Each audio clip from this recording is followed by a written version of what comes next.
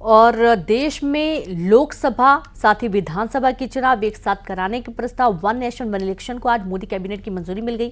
तो वहीं कल ही केंद्रीय गृह मंत्री अमित शाह ने कहा था कि सरकार इसी कार्यकाल में वन नेशन वन इलेक्शन लागू करेगी और मोदी सरकार ने इसे मंजूरी दे दी है। एक देश एक चुनाव का काउंटडाउन शुरू हो चुका है और इसी के साथ सियासत भी शुरू हो चुकी है।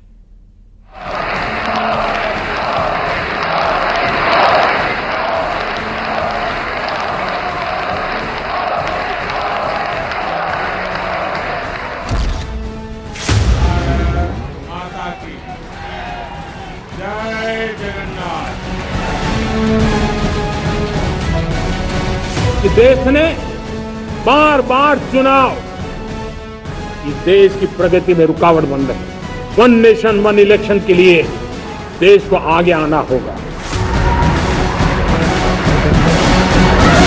सत्ता के सिंहासन पर बैठी मोदी सरकार का तीसरा टर्म 100 दिन बाद उस इम्तिहान को पास करने वाली है जिसकी सुगबुगाहट शुरू हो चुकी है।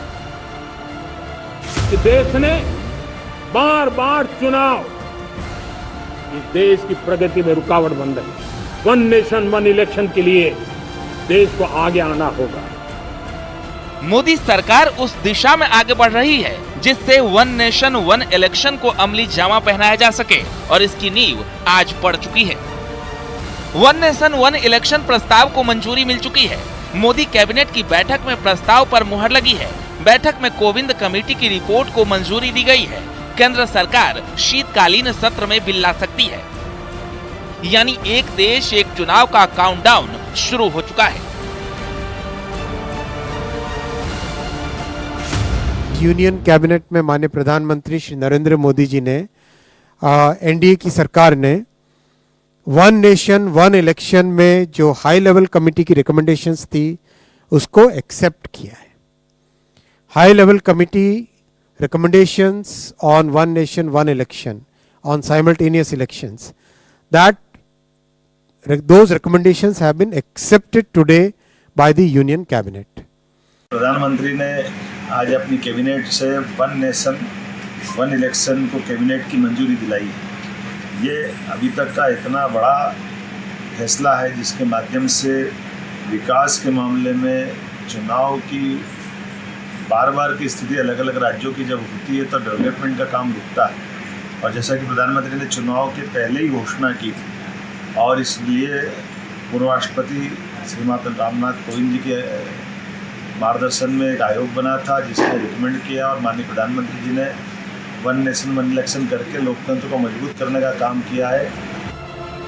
दरअसल पूर्व राष्ट्रपति रामनाथ कोविंद के नेतृत्व वाली समिति ने वन नेशन वन इलेक्शन की संभावनाओं पर मार्च में अपनी रिपोर्ट सौंपी थी। इस रिपोर्ट में जो सुझाव दिए गए हैं उसके मुताबिक सभी राज्यों की विधानसभाओं का कार्यकाल 2029 तक बढ़ाया जाए। पहले फेज में लोकसभा विधानसभा चुनाव एक साथ हो सकते हैं। दूसरे फेज में 100 दिनों के भीतर लोकल बॉडी के चुनाव हो सकते हैं। चुनाव आयोग सिंगल वोटर लिस्ट तैयार करेगा।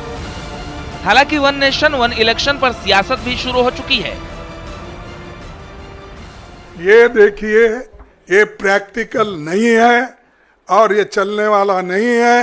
ये सिर्फ चुनाव जब बात है, कोई ना कोई कुछ मुद्दा नहीं मिल रहा उनको, ऐसी चीजें बात करने के लिए, इश्यू को डाइवर्ट करने के लिए वो बात करते हैं और इसीलिए और पूरे देश के लोग कोई मानने वाले भी नहीं है। वन नेशन वन इलेक्शन के लिए सभी राजनीतिक दलों के अलग अलग विचार हैं। कुछ समर्थन में हैं तो कुछ विरोध में। अब ऐसे में जब संसद के शीतकालीन सत्र में इस बिल को पेश किया जाएगा तो विपक्ष के कुछ दल भी आमने सामने होंगे, क्योंकि इंडिया गठबंधन में वन नेशन वन इलेक्शन पर दो फाड़ है। Bureau report, news 18।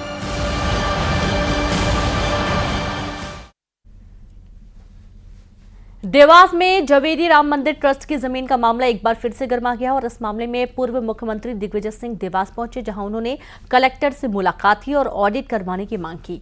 आपको बता दें कि 50 साल पहले जवेरी राम मंदिर ट्रस्ट की जमीन को 3.5 लाख में बेच दिया गया था, जिसका मामला कोर्ट में चल रहा है। मंदिर ट्रस्ट की जमीन खरीदे जाने में बीजेपी और कांग्रेस नेताओं के नाम भी शामिल हैं और अब इस पर बीजेपी और कांग्रेस आमने सामने हैं। जितने भी केस चल रहे हैं उनको सबको क्लब करने की आवश्यकता है और एक ही बेंच उसकी सुनवाई करे और सुनवाई करके फैसला दे। और मंदिर के जो भगवान राम है वो उसके मालिक है, उनके लिए, उनके रखरखाव के लिए जो हमारे छोटे राजा थे उन्होंने 25 बीघा जमीन इसके लिए प्रदत्त की थी।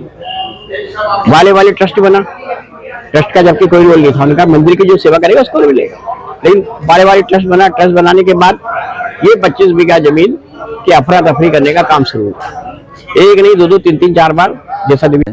लेकिन दिग्विजय सिंह और कांग्रेस जिस प्रकार से 25 बीघा की जमीन की बात कर रही है, तो कांग्रेस शासन काल में ही उसको बेचा गया, कांग्रेस शासन काल के ही कलेक्टर ने उसमें अनुमति दी है और कांग्रेस शासन काल में ही सब मामला हुआ है।